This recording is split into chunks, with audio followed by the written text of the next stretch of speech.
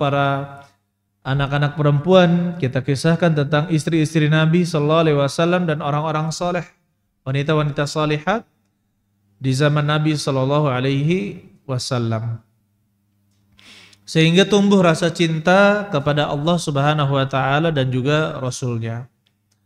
Seorang yang mencintai Allah dan Rasul-Nya maka akan selalu mengulang perkataan Allah dan perkataan Rasul-Nya. Ya. Kalau kita suka terhadap sesuatu, maka kita akan sering menyebutnya. Begitu pula ayolah ikhwan, ketika kita mendidik anak-anak, Allah Subhanahu wa taala suka ini, Allah memerintahkan ini, Allah sangat sayang kepada orang-orang yang seperti ini. Allah, Allah, Allah, sebutkan terus di dalam lisan kita Allah Subhanahu wa taala. Begitu pula ketika kita bersama mereka, sebutkan nama Rasulullah sallallahu alaihi wasallam. Rasulullah sallallahu alaihi wasallam, Nabi Muhammad sallallahu alaihi wasallam seperti ini, Nabi Muhammad sallallahu alaihi wasallam seperti ini. Dulu Nabi sallallahu alaihi wasallam pernah melakukan ini, dulu Nabi sallallahu alaihi wasallam seperti ini. Ya. Kalau tidak bisa menyebutkan hadisnya, kita sebutkan inti dari hadisnya dengan terjemahannya. Jadi apa? Anak-anak kita ketika disebut dikit-dikit Allah, dikit-dikit Rasulullah sallallahu alaihi wasallam, maka akan timbul di hatinya kecintaan kepada Allah dan Rasul-Nya. Kemudian selanjutnya ya ikhwan, yang kedua kita mentarbiyah mereka ala manhajil ilmi syar'i. Kita mendidik mereka, membina mereka dengan jalan ya, bagaimana agar mereka bisa mengamalkan ilmu, mempelajari ilmu dengan runtut dan sesuai bimbingan. Yang namanya ulama Rabbani adalah ulama yang mengajarkan ilmu dari dasar kemudian ilmu yang lebih mendalam. Jadi bukanlah ulama Rabbani itu yang langsung mengajarkan ilmu yang mendalam, tapi apa? Ulama Rabbani yang menumbuhkan rasa takut kepada mad'unya, kepada muridnya, mengajarkan dari awal dasar-dasar dari agama ini, mengajarkan adab seperti itu. Ya, sehingga kita katakan seperti hal-hal dasar, cara berwudu, cara menggunakan air, cara bertayamum, cara mandi, kemudian cara sholat, zikir setelah sholat, adab-adab yang baik, ini semuanya kita tanamkan kepada anak-anak didik kita. Ya, kita tanamkan kepada anak didik kita. Sekarang ayolah ikhwan, banyak guru merasa tidak dihargai. Banyak guru merasa tidak dihargai. Tapi ternyata kasus yang paling besar adalah itu karena gurunya sendiri minta penghargaan. Ya, yang namanya amalan seorang guru itu tidak bisa dinilai harganya. Menjadi seorang guru atau perbuatan seorang guru itu tidak bisa dinilai. Tidak bisa dinilai harganya. Oleh karena itu ketika seorang ingin diberikan penghargaan, justru saat itulah dia akan tidak mendapatkan penghargaan dari manusia. Kenapa? Karena sudah didapatkan penghargaan berupa nominal rupiah. Dan kalau kita lihat bagaimana zaman dahulu para guru kita subhanallah mengajarkan adab, mengajarkan ilmu. Ya bahkan dulu kita ingat ya, kalau saya dulu langganan kami disuruh, ayo cari kayu bakar, bawa parang gitu kan. Cari kayu bakar, bawa parang untuk guru. Jalan sama teman-teman, pergi belusuan ke hutan bakau waktu itu. Ya kan, enjoy saja gitu. Dan kita sangat menghargai guru. Seorang guru itu bagaimana? Padahal kalau kita lihat yang namanya di zaman dahulu guru itu adalah perjuangan. Ya. Dan tidak ada yang mereka dapatkan kecuali hanya sedikit dari rupiah dan sebagainya. Tetapi kok masih hidup juga Ya kan gitu. Berarti apa, rezeki itu tidak hanya dari apa yang diterima. Rezeki itu tidak hanya dari apa yang diterima dari lembaga. Ya kita yakin itu, ayyuhal ikhwan rahimani wa rahimakumullah. Dan selalu kalau masalah ya harta, masalah mukafah dan sebagainya, selalu lihat kepada yang di bawah kita. Unzuru ila man huwa asfala minkum wa la tanzuru ila man huwa fauqakum. Lihatlah kepada yang di bawah kalian dan jangan lihat kepada yang lebih tinggi dari kalian. Fa huwa ajdaru alla tazdaru ni'matallahi alaikum. Itu lebih berhak agar kalian tidak meremehkan nikmat yang Allah berikan kepada kalian. Jadi kita ajarkan bagaimana mereka masuk masjid. Ya, dulu sampai ada salah satu warga yang baru hijrah ya waktu itu. Anaknya masih SD, masih kelas berapa lah itu, kelas 2 atau kelas 3. Jadi bapaknya itu masuk masjid langsung duduk. Namanya anak cewek ya. Abi ini gimana sih masuk masjid nggak sholat dulu katanya. Abi ini gimana katanya, namanya anak-anak ya ceplos-ceplos ya sama bapaknya. Abi ini gimana sih katanya, masuk masjid kok nggak sholat, maksudnya sholat tahiyatul masjid. Ya Allah, kata bapaknya kepada saya, malu banget loh saya katanya, asli malu banget sama anak kelas 2 SD negur gara-gara masuk masjid nggak pakai apa, sholat tahiyatul masjid. Masya Allah. Kalau di sini sudah kan tadi semuanya ya, salah ya. Alhamdulillah. Ya ini kenapa? Coba anaknya diajarkan adab, berarti masuk masjid harus sholat dulu walaupun hukumnya sunnah, tapi itu anjuran yang sangat ditekankan, ya kan? Contohnya lagi, makan tidak dengan tangan kiri, minum tidak dengan tangan kiri. Ini adab-adab yang indah di dalam syariat kita ajarkan kepada anak-anak. Kita ajarkan kepada anak-anak bifadlillahi ta'ala. Dan bahkan ayyuhal ikhwan, kalau sekarang ini kita membuat sekolahan seperti TK SD, itu secara tidak langsung mendakwahi orang tua mereka. Ya, mendakwahi orang tua mereka. Kita mungkin tidak bisa mendakwahi masyarakat secara langsung. Mungkin malu, mungkin tidak berani, atau terlalu luas masyarakat ini, ya kan? Tetapi ketika kita mendakwahi anaknya yang akan mendakwahi orang tuanya. Dulu pernah buka sekolah ya, SD. Ibunya itu pakai baju celana tidur, pakai baju kaos, ngantar anaknya sekolah jam 7. Cet. Lama-kelamaan melihat ibu-ibu kok pakai jilbab semua gitu kan. Akhirnya apa? Berapa minggu kemudian tidak seperti itu lagi, pakai jilbab kecil gitu. Ya, tapi masih kelihatan lengannya. Lama kelamaan pakai jilbab nutup sudah. Lama kelamaan pakai jilbab besar. Alhamdulillah. Artinya apa? Disinilah letak dakwah kita ya kepada anak-anak. Kemudian ayyuhal ikhwan, termasuk hal yang bisa membuat anak-anak mendapatkan manfaat dari pengajaran kita adalah kita ajak mereka untuk menziarahi para ulama, dekatkan mereka kepada ulama atau ahli ilmu, yang mana mereka itu selalu belajar, selalu menasihati umat. Dekatkan mereka dengan ulama sehingga kebanggaan mereka, kesenangan mereka, harapan mereka adalah memuliakan ilmu dan ahli ilmu. Nah, ketika ini sudah dicabut pada diri seseorang, pada masyarakat, maka mereka terhina. Maka mereka akan terhina. Kenapa? Kata Nabi SAW, la yanzi'uhu hatta tarji'u ila dinikum. Allah tidak akan mencabut kehinaan itu sampai kalian kembali kepada agama kalian. Bagaimana kita kembali kepada agama kita? Caranya adalah kembali kepada para ulama.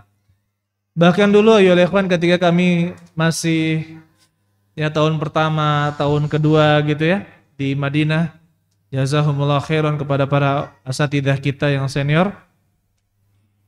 Kita diajak ke para masyayikh. Contohnya sempat 2 kali kita berkunjung ke Syekh Muhammad bin Abdul Wahab Al-Aqil. Sebelum 2 minggu yang lalu beliau tuwfiya rahimahullah ta'ala. Beliau doktor akidah, ya, tulisan beliau yang penulis Manhaj Akidah Imam Syafi'i. Manhaj Akidah Imam Syafi'i yang diterjemahkan di Pustaka Imam Syafi'i, ya kan? Itu kita kunjungi rumah beliau dan Masya Allah, karena beliau itu termasuk orang yang kaya, kan gitu kan? Kan para masyayikh itu beda-beda. Ada yang dari keluarga kaya, ada yang keluarga biasa gitu ya. Jadi kita berkunjung ke beliau, Masya Allah diajarkan oleh beliau. Termasuk banyak faedah yang kita dapatkan, termasuk nasihat yang beliau sampaikan kalau kita mengisi di orang awam katanya. Ya jangan pakai bahasa yang berat kata beliau. Kalau ngisi di kajian di orang awam jangan pakai bahasa yang berat. Tadinya Masya Allah gitu kan. Pokoknya ngisi gitu. Nah tapi ketika berbicara, artinya nasihat itu sangat berguna. Kenapa? Setiap orang ketika duduk dengan orang-orang awam, maka kita sesuaikan dengan mereka. Ya. Kemudian juga di antara nasihat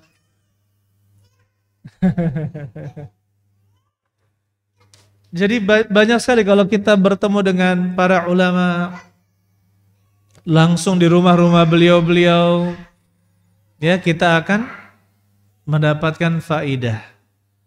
Begitu pula kita juga berkunjung ke salah satu ya syekh turunan Nabi ya, keturunan Nabi, dan beliau Masya Allah tinggal dekat Uhud. Dan ruang tamunya sempit. Nah tadi yang syekh yang kaya, ini syekh yang agak tawadu, yang agak kurang. Masya Allah tawadunya rumah beliau, kita masuk dan beliau artinya kita minta memberi nasihat gitu kan. Luar biasa, kita lihat ketawaduan para ulama. Ketawaduan para ulama dengan keilmuan yang beliau miliki. Ya, dan di antara nasihat yang beliau sampaikan, ya setidaknya penuntut ilmu harus paham hadis ini diriwayatkan oleh Imam Bukhari atau Imam Muslim atau Imam Bukhari dan Muslim, kata beliau. Jadi penuntut ilmu intinya hafalkanlah Sahih Bukhari dan Sahih Muslim, kan gitu. Insyaallah. Jadi nasihat-nasihat seperti ini akan berpengaruh kepada anak-anak. Dan juga ya ikhwan, ketika kita mendapatkan anak-anak atau murid yang subhanallah kita lihat bagaimana bagusnya adab beliau, rajinnya beliau, kemudian diberkahi dengan kepintaran.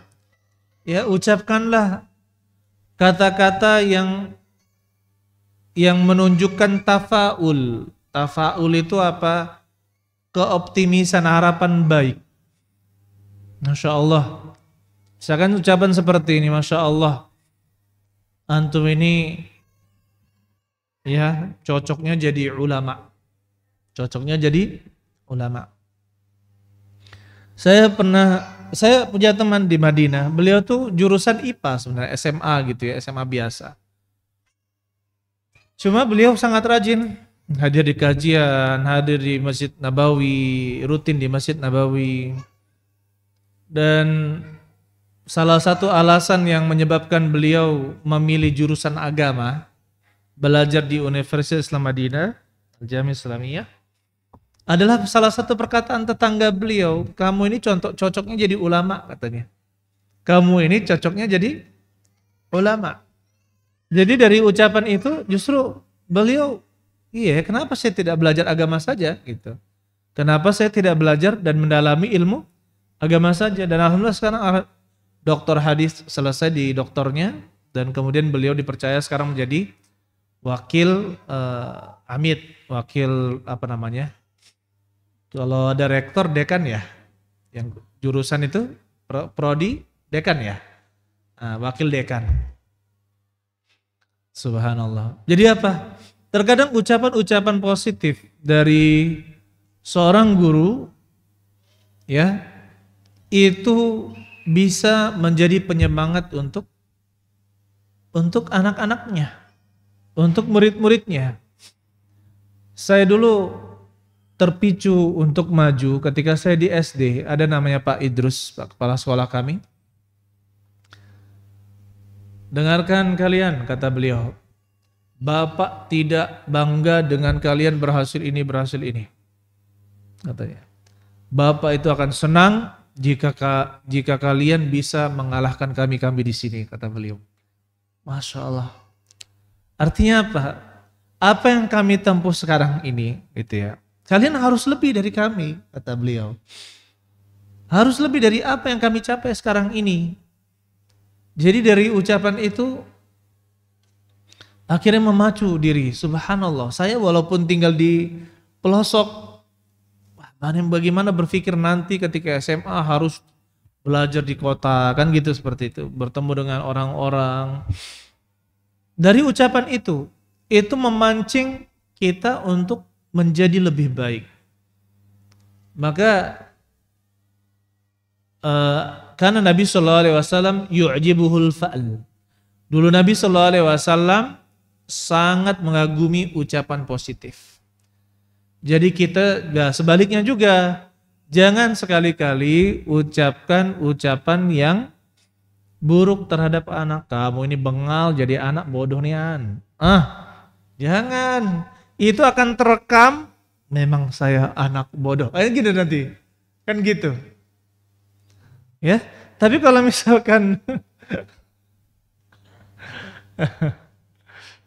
misalkan anak itu kita berikan ucapan-ucapan positif, insya Allah nanti kamu bisa begini, insya Allah nanti kamu akan bisa seperti ini. Ya, insya Allah kamu akan bisa mengubah. Termasuk dulu ayo ikhwan, kalau waktu SMA saya teringat dengan perkataan kawan sendiri. Bang ini suka debat katanya. Cocoknya kayaknya di bagian pengadilan gitulah katanya, mungkin pengacara gitu katanya.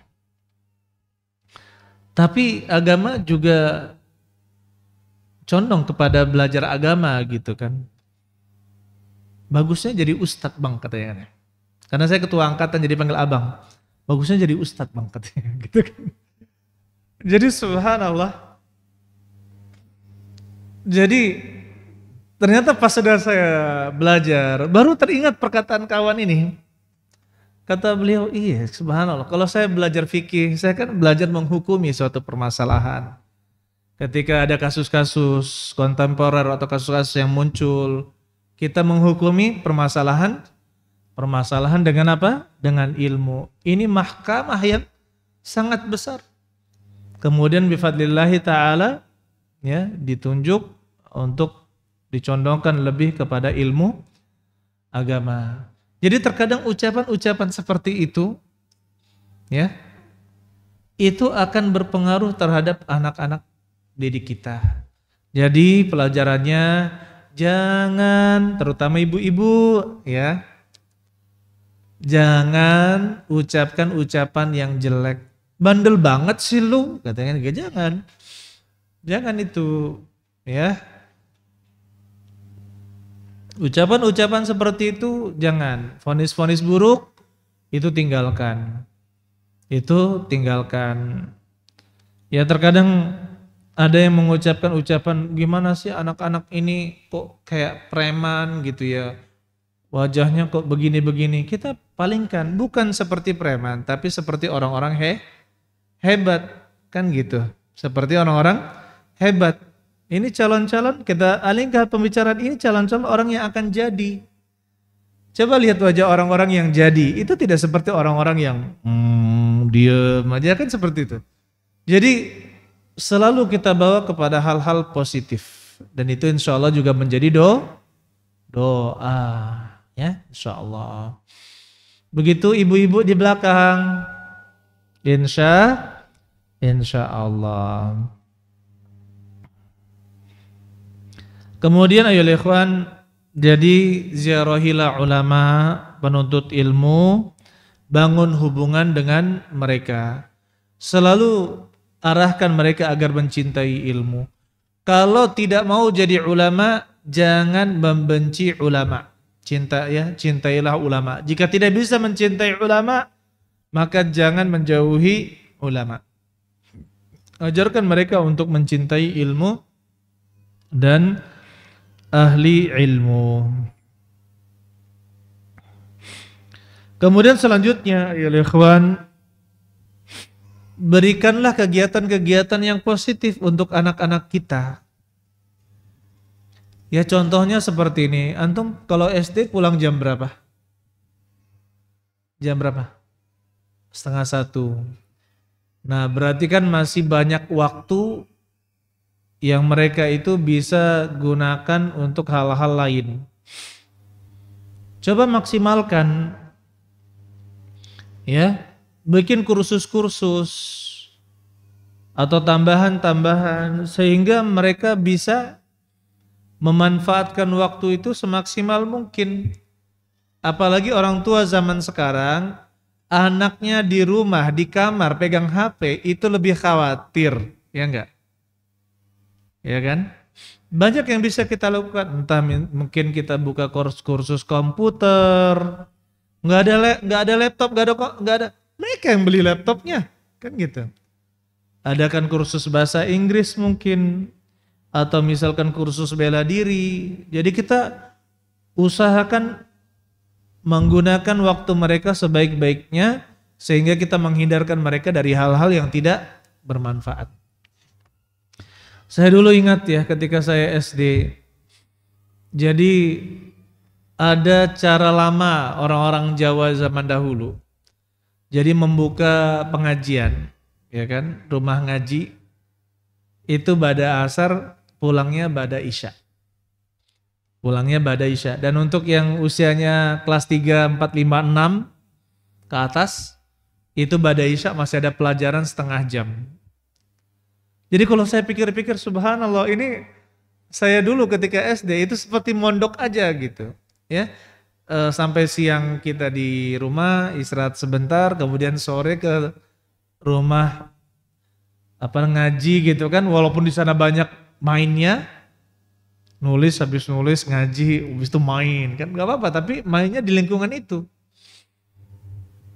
Ya, kemudian malam praktek sholat pada maghrib, kemudian isya kalau anak kelas 1-2 pulang kita masih belajar fikih Syafi'i, termasuk dasar-dasar fikih Syafi'i saya pelajari di sana, dasar-dasar fikih Syafi'i. Jadi kita katakan memaksimalkan usia anak-anak, waktu anak-anak untuk hal-hal yang bermanfaat, kalau bisa kita lakukan. Ya kalau misalkan butuh ada biaya tambahan, kenakan saja biaya tambahan untuk yang tidak mampu gratiskan, kan seperti itu. Insya Allah orang tua akan mendukung hal-hal yang positif untuk anaknya. Jadi kita bantu, ayo ikhwan, kita bantu juga pendidikan orang tua. Ya. Kalau sekarang, kalau santri ya, ini perbedaan zaman sekarang zaman dahulu. Kalau dulu santri pulang ke rumah, itu bantu orang tua. Kan gitu. Bantu orang tua. Belum ada HP, belum ada internet. Nah banyak sekarang santri pulang ke rumah pegangannya HP.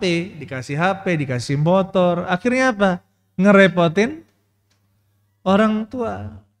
Sehingga banyak orang tua mengatakan liburnya jangan panjang-panjang Ustadz. Ya kan? Liburnya jangan panjang-panjang. Padahal santrinya bilang apa? Wah kurang. Saya bilang kepada para santri yang bilang liburnya kurang, santriwati juga. Kalau liburannya kurang, ya saya bilang berarti kalian ini senang di rumah, saya bilang. Kalian itu senang di rumah. Iya, kenapa Ustadz? Ya berarti kalian menikmati liburan itu, kalian menikmati sehingga kalian merasa kurang. Yang khawatir itu kalau kalian tidak betah, saya bilang tidak mau kembali ke rumah. Contohnya apa? Waktu pandemi, liburan berapa? 2 bulan, 3 bulan. Ya, kapan belajar Ustadz? Kapan belajar gitu kan? Kapan kembali ke pondok? Kelamaan libur juga bahaya. Nah, ini kita bantu ayo ikhwan orang tua untuk mendidik anak-anak mereka. Sekaligus kita memberikan manfaat yang besar insya Allah. Kemudian selanjutnya ayo ikhwan,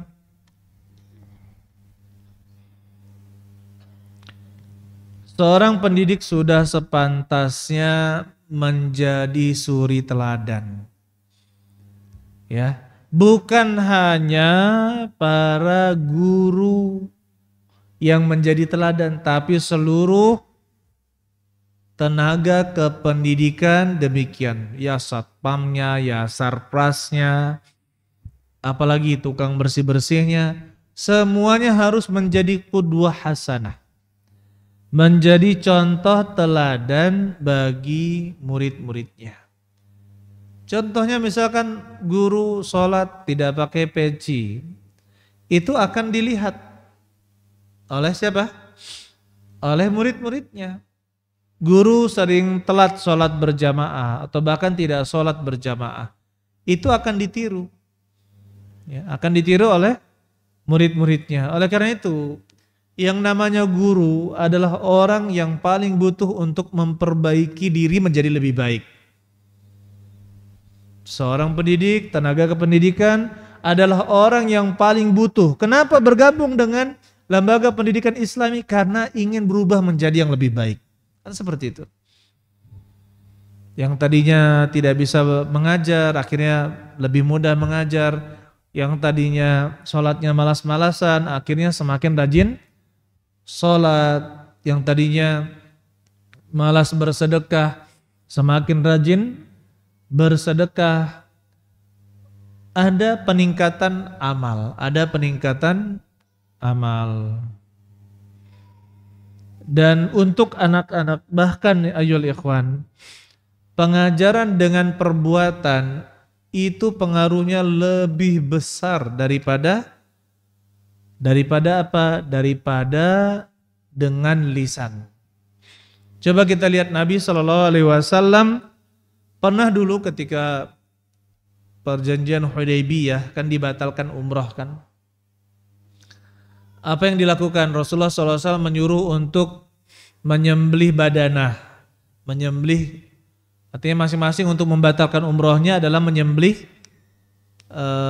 onta. Setelah menyembelih onta maka barulah mereka bercukur. Tidak ada yang melakukan.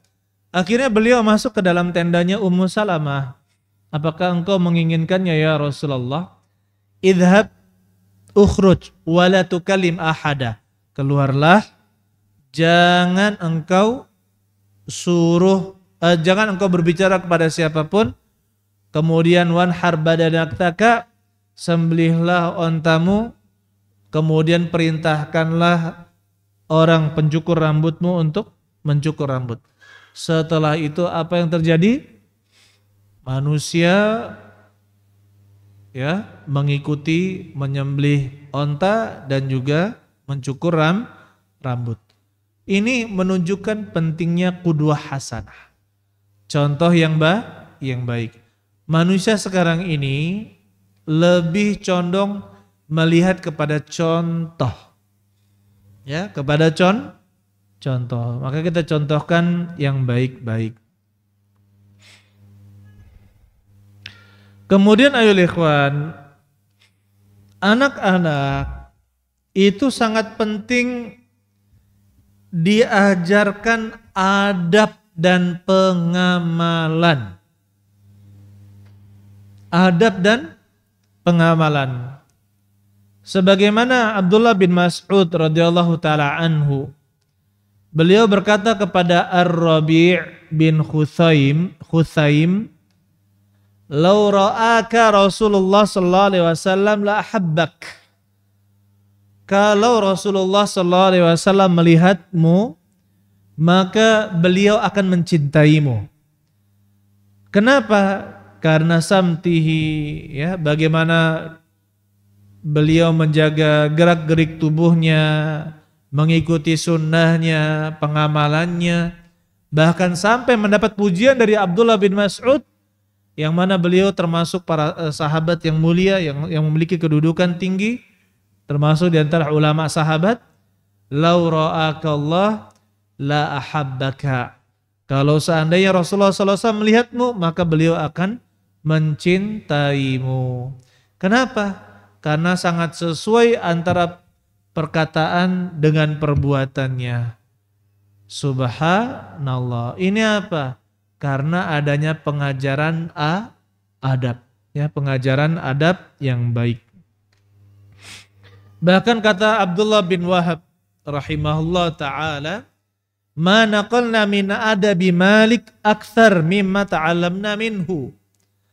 Apa yang kami nukil dari adabnya Imam Malik itu lebih banyak dari apa yang kami pelajari dari beliau.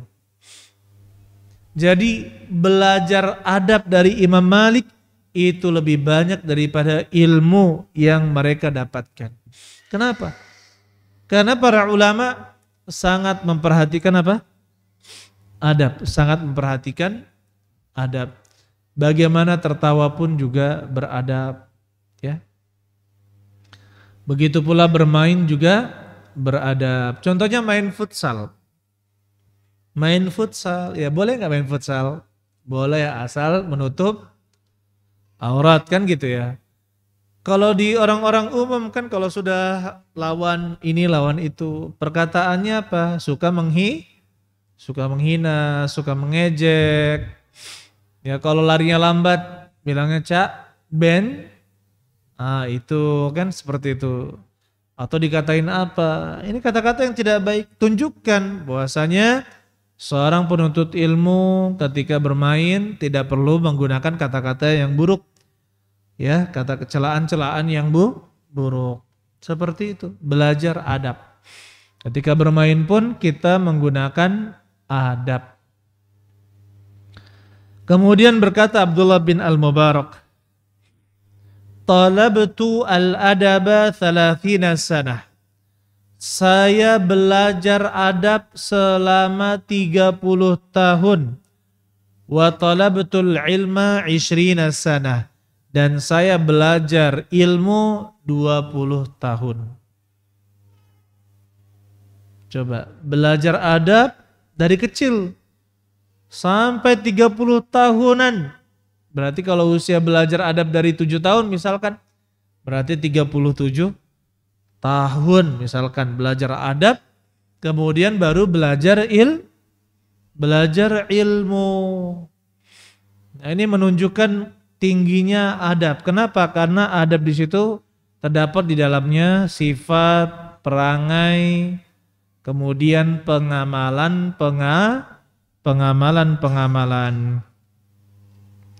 Begitu pula kata Abdullah bin Mubarak, ya, wa kanu yatlubunal adaba qablal ilm.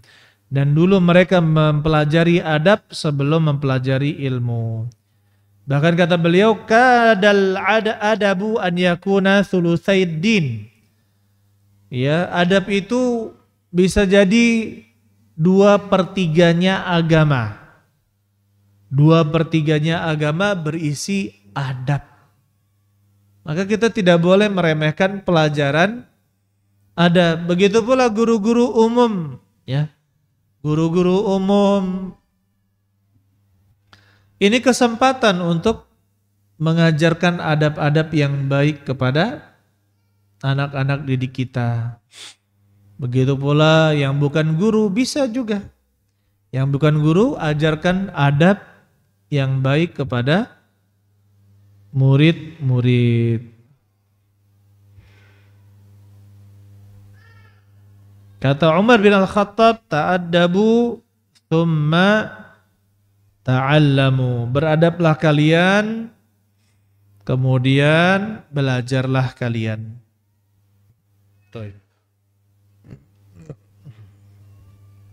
Kemudian rambu yang ke-27.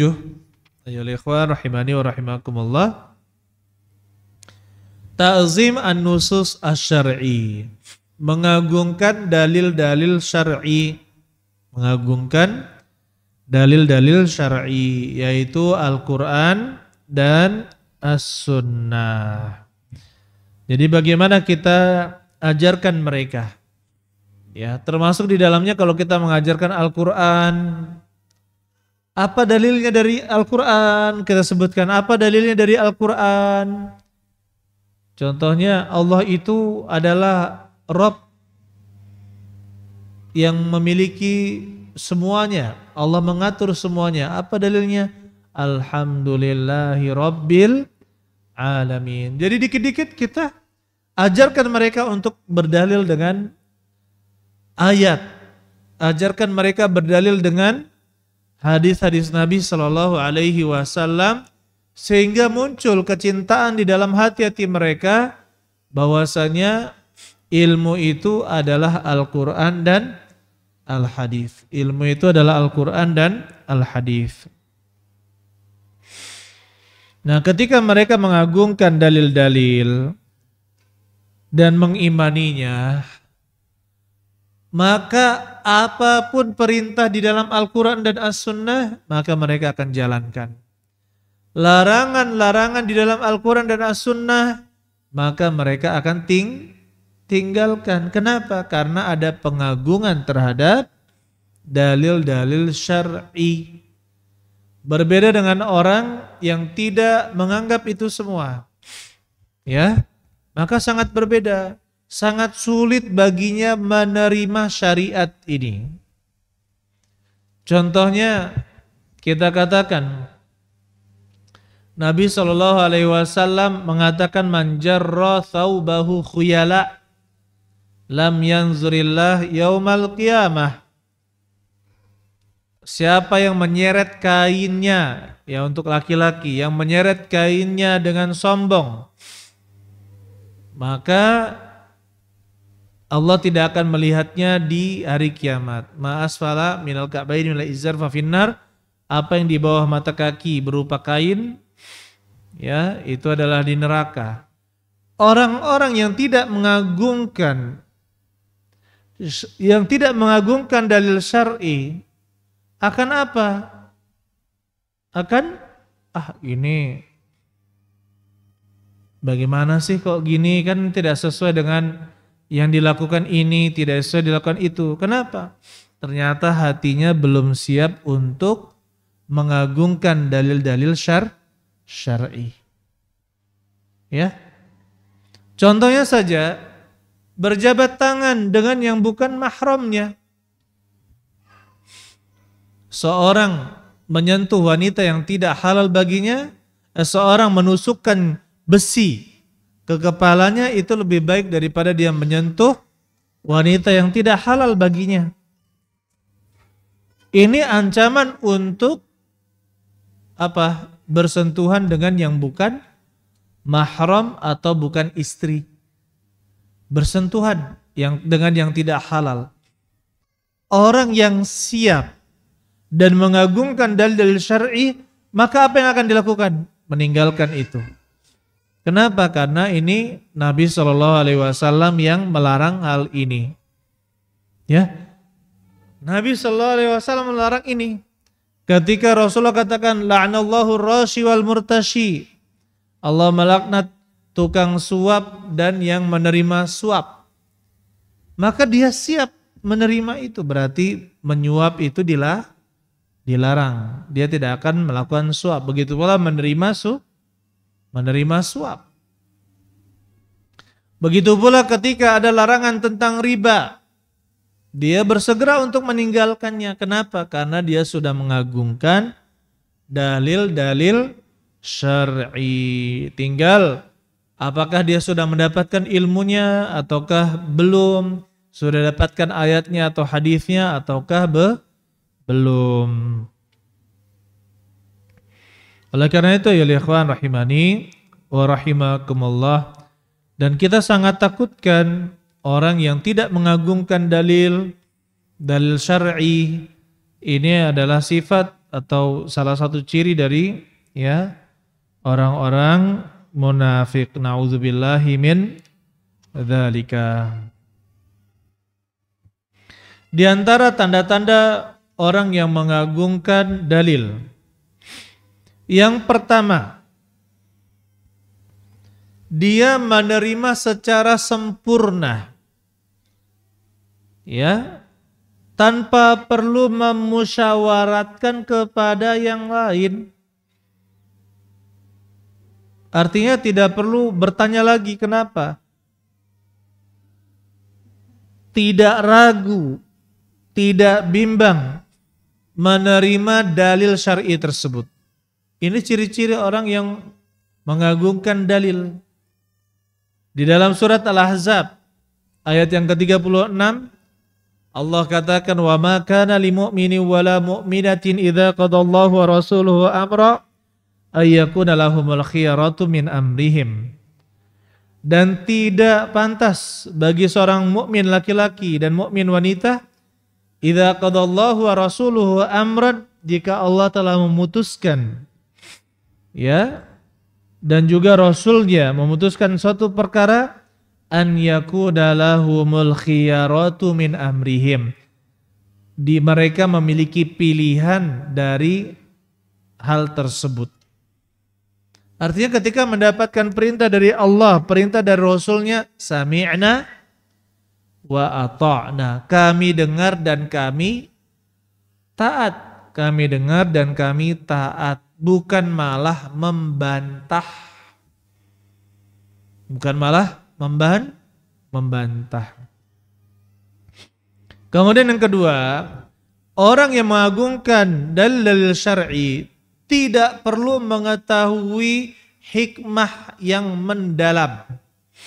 Tidak perlu mengetahui hikmah yang mendalam dalam suatu pensyariatan, baik perintah maupun dilarang. Kenapa diperintahkan? Karena Allah memerintahkan atau karena Rasulullah SAW memerintahkannya. Kenapa dilarang? Karena Allah melarangnya atau Rasulullah SAW melarangnya. Itu kalau kita tidak mengetahui hikmahnya. Kalau kita tidak tahu hikmah, ya, kalau kita tidak mengetahui hikmah, maka bagaimana? Ya sudah, serahkan hikmahnya kepada Allah, kita tetap jalankan. Contohnya, kita diperintahkan sholat 5 waktu sehari semalam, khamsu salawatin fi kulli yaumin wa lailah. Ya, wajibkan sholat 5 waktu di waktu siang dan pagi dan siang dan malam. Nah di sini ya ikhwan, tidak perlu bertanya kenapa Allah jadikan 5 waktu, apa hikmahnya, kenapa kok sholat subuh hanya 2 rakaat, sholat zuhur, asar, isya 4 rakaat, maghrib 3 rakaat. Meskipun kita tidak tahu hikmahnya, laksanakan. Ya, katakan sami'na wa ata'na, kami dengar dan kami apa? Taat. Meskipun tidak tahu. Contohnya haji, kenapa kita diperintahkan berhaji, berumrah? Kalaupun tidak tahu hikmahnya, laksanakan haji dan umrah. Dan kalau kita mengetahui hikmahnya berdasarkan dalil atau berdasarkan penjelasan ulama, kita katakan alhamdulillah. Pernah Aisyah radhiyallahu taala anha ditanya oleh seorang wanita, kenapa kita mengqadha puasa ketika haid tetapi tidak mengqadha salat? Maka kata Aisyah, ya, aharuriyatun anti, apakah kamu ini wanita haruriyah? wanita ahli bid'ah yang berasal dari Haruri, ya, sampai bertanya kayak gitu. Kunna nu'maru biqadha'is siyam la biqadha'is shalah. Kami diperintahkan untuk mengqadha puasa dan tidak mengqadha salat. Selesai. Aisyah radhiyallahu taala anha tidak menyebutkan hikmah ini, hikmah itu, tidak, tapi mengembalikan kepada Allah, Rasulnya memerintahkan seperti ini, maka kita laksanakan tanpa, meskipun tidak tahu hikmahnya. Ya, meskipun tidak tahu hikmahnya. Kalau kita tahu hikmahnya, ini terutama untuk masalah muamalah. Kalau dalam masalah muamalat itu bisa dipikirkan hikmahnya dengan belajar sejarah dan juga sebab akibat. Itu bisa dipelajari hikmahnya. Tapi kalau misalkan dalam ibadah, kalau dalam ibadah itu banyak yang tidak kita ketahui hikmahnya. Walaupun terungkap ya. Contohnya fungsi sujud, salah satunya bagaimana Allah menjaga kaum muslimin agar tubuhnya sehat, dengan cara apa? Darah bisa mengalir dengan sempurna ke kepala dan otak. Coba orang-orang kafir itu jarang bersujud posisinya, dan itu sebenarnya sangat penting kita sujud, darah. Ini kan sebagian hikmah saja, ya kan, sebagian apa?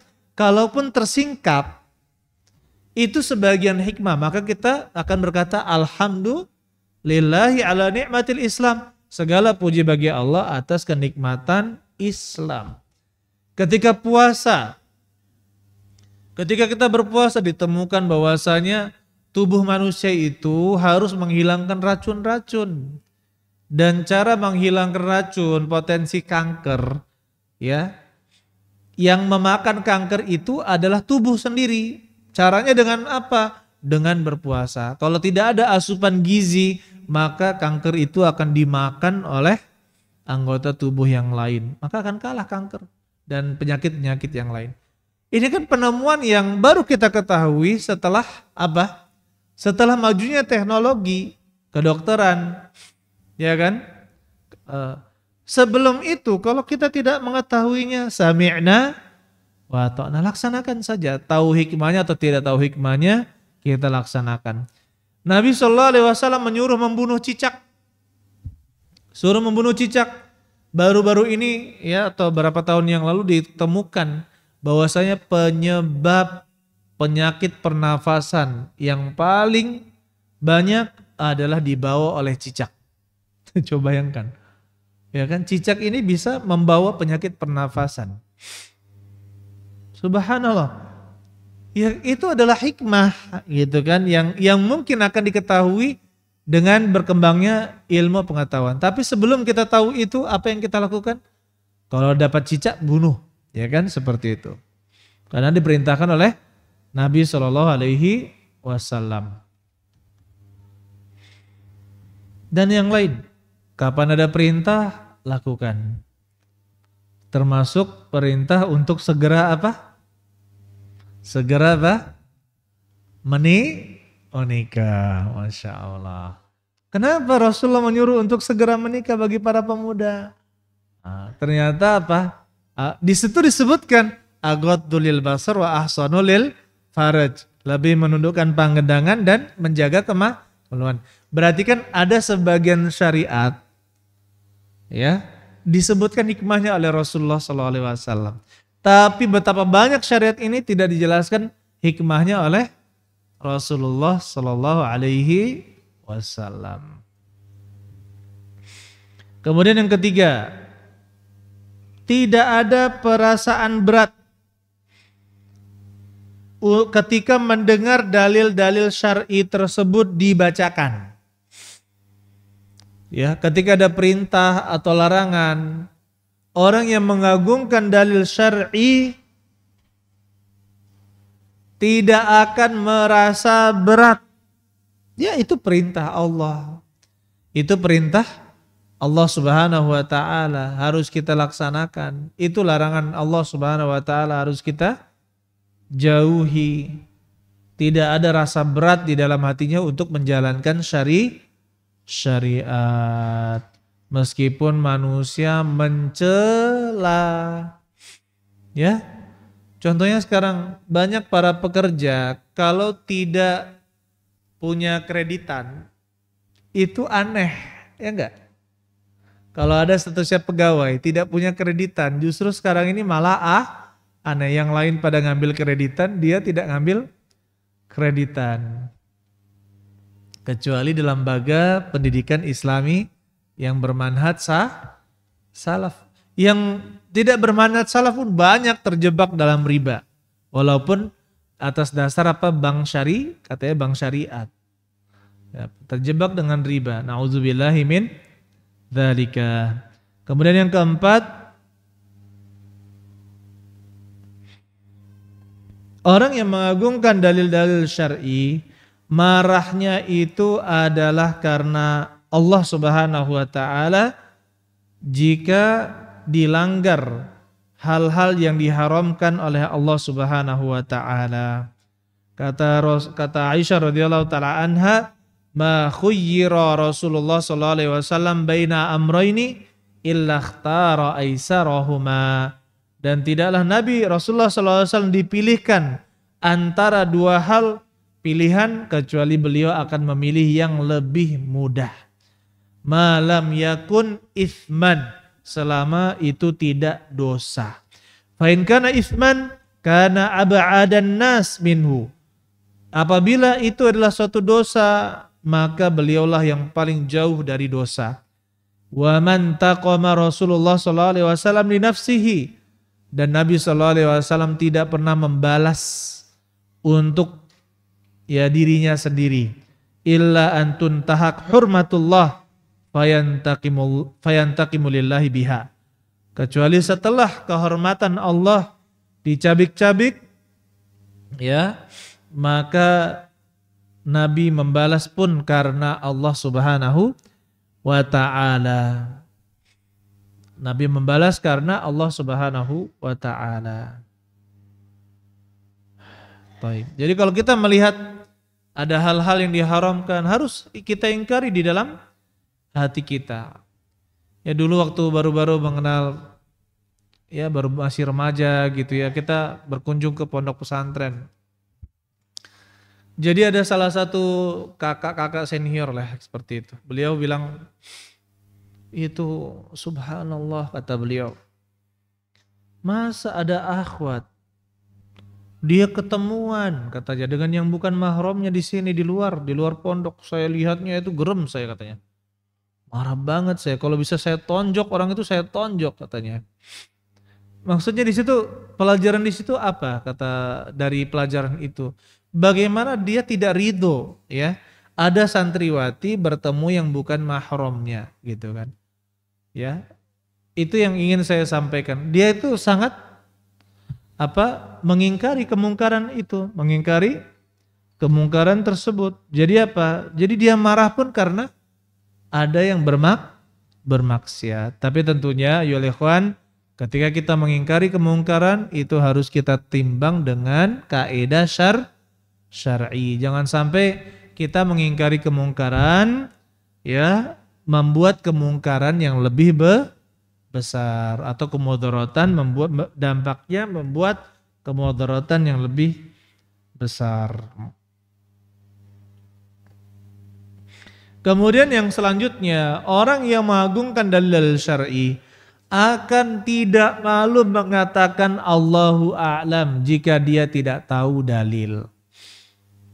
Ya, Allah a'lam, saya tidak tahu. Saya tidak tahu. Katakan tidak tahu. Ya. Kenapa? Karena dia tidak berani berbicara atas nama Allah dan atas nama Rasulullah Sallallahu Alaihi Wasallam. Dulu pernah kita dinasihati oleh Syekh Abdullah Roy. Nama beliau itu Roy Grafika Penataran. Dia namanya Abdullah Roy sekarang.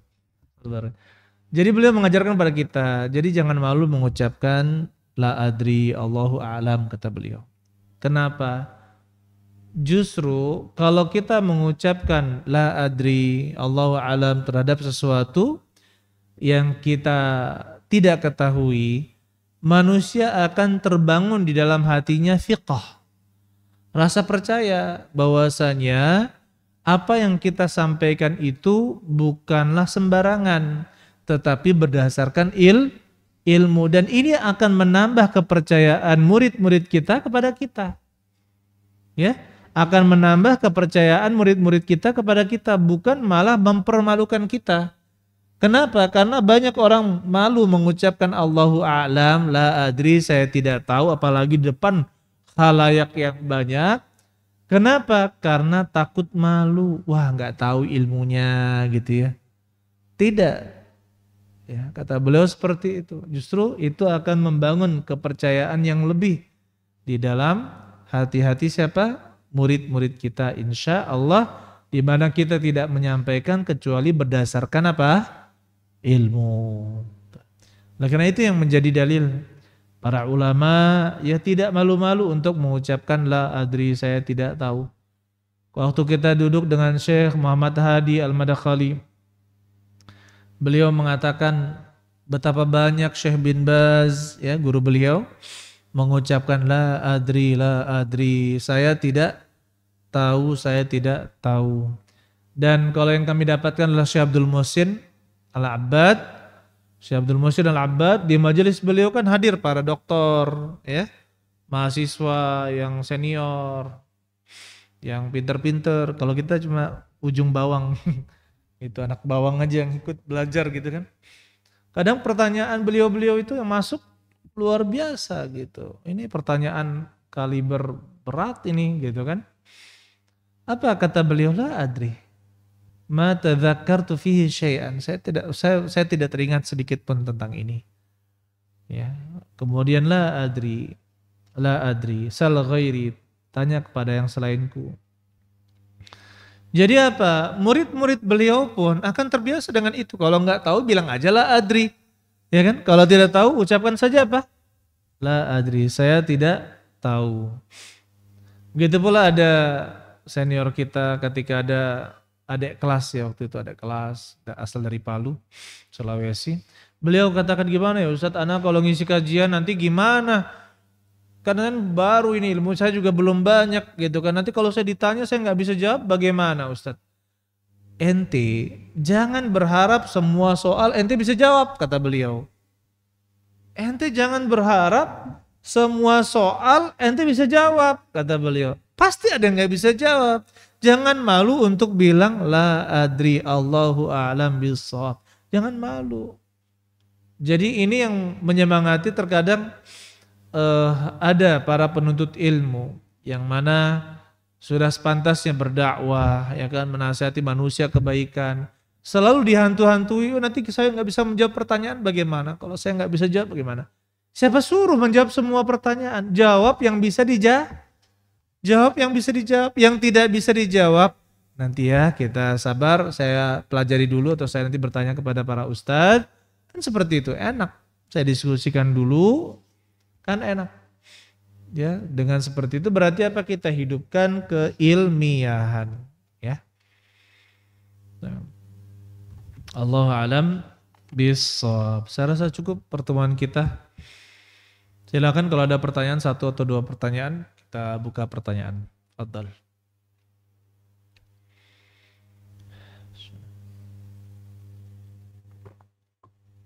Silakan.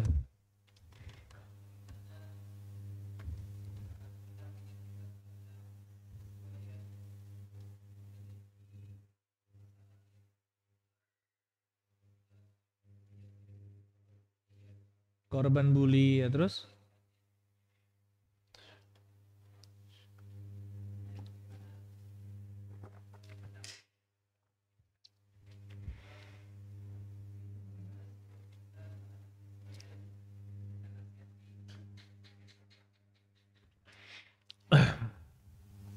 Jayid. Ayyul ikhwan rahimani wa rahimakumullah.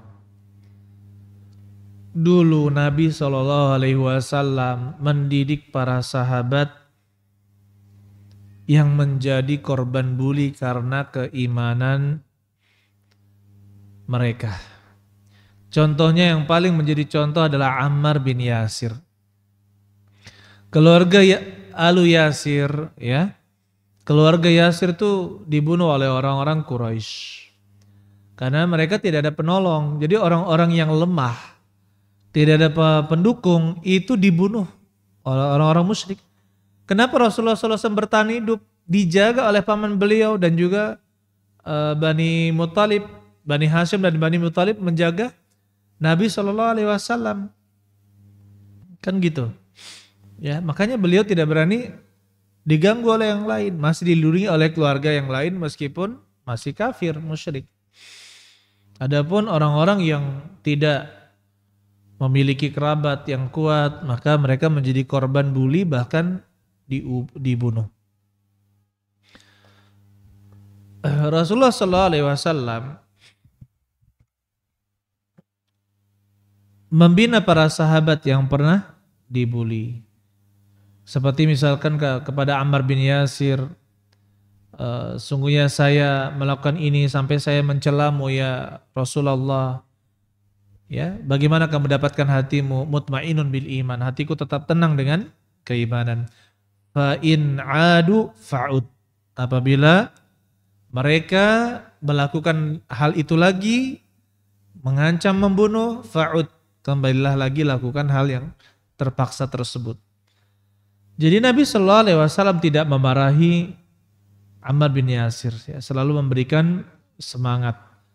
Kemudian yang kedua, kumpulkanlah dengan orang-orang yang baik. Korban-korban bully tersebut, ya, dikumpulkan dengan yang baik-baik. Kumpulkan dengan yang baik-baik. Selalu diberikan pengarahan-pengarahan, nasihat-nasihat. Dan yang paling baik adalah nasihat dari Rasulullah Sallallahu Alaihi Wasallam, di mana di sana banyak sekali nasihat, banyak sekali nasihat.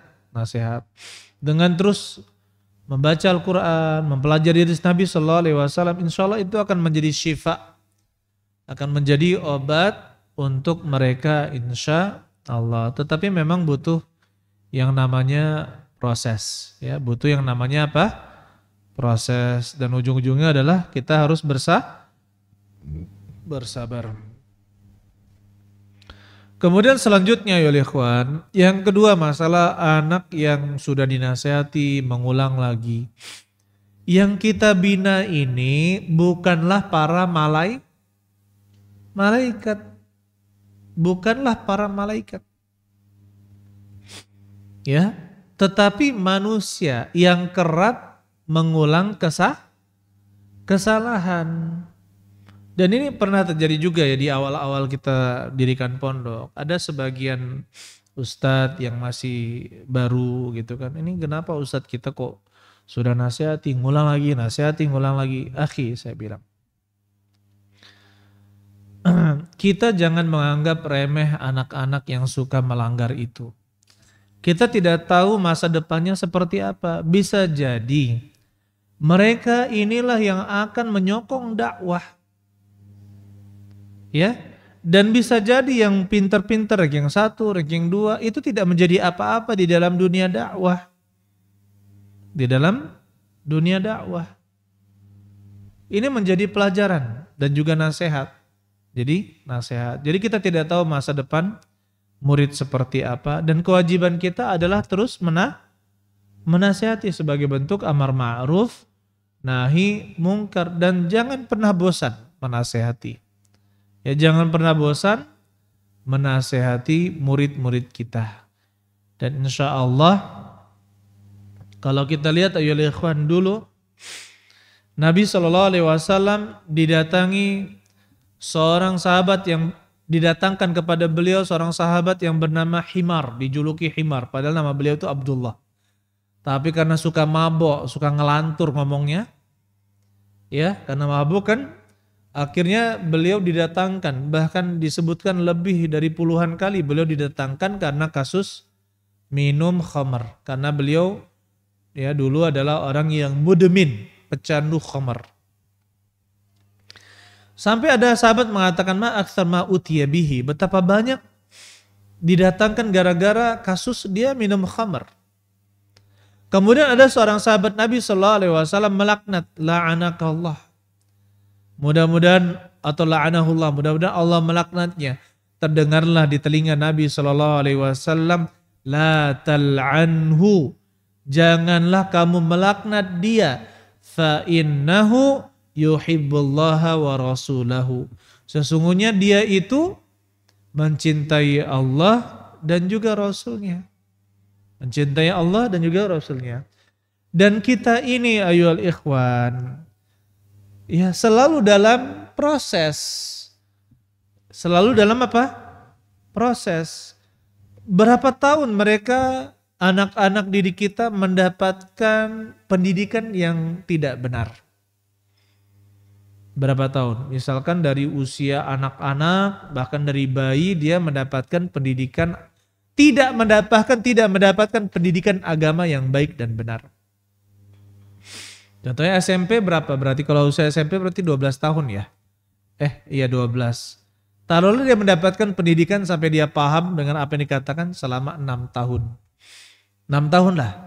Dia mendapatkan pendidikan dari orang tuanya, mendapatkan pendidikan dari masyarakat, dapat pendidikan dari internet, ya kan? Dari tontonan-tontonan, ya, dari macam-macam. Kemudian kita ingin mengubahnya dalam setahun, 2 tahun, maka itu namanya kurang bersabar. Ya, berapa lama mereka menerima kesalahan pendidikan? Maka kita juga harus berjuang, setidaknya selama itu juga kita harus bersabar mendidiknya.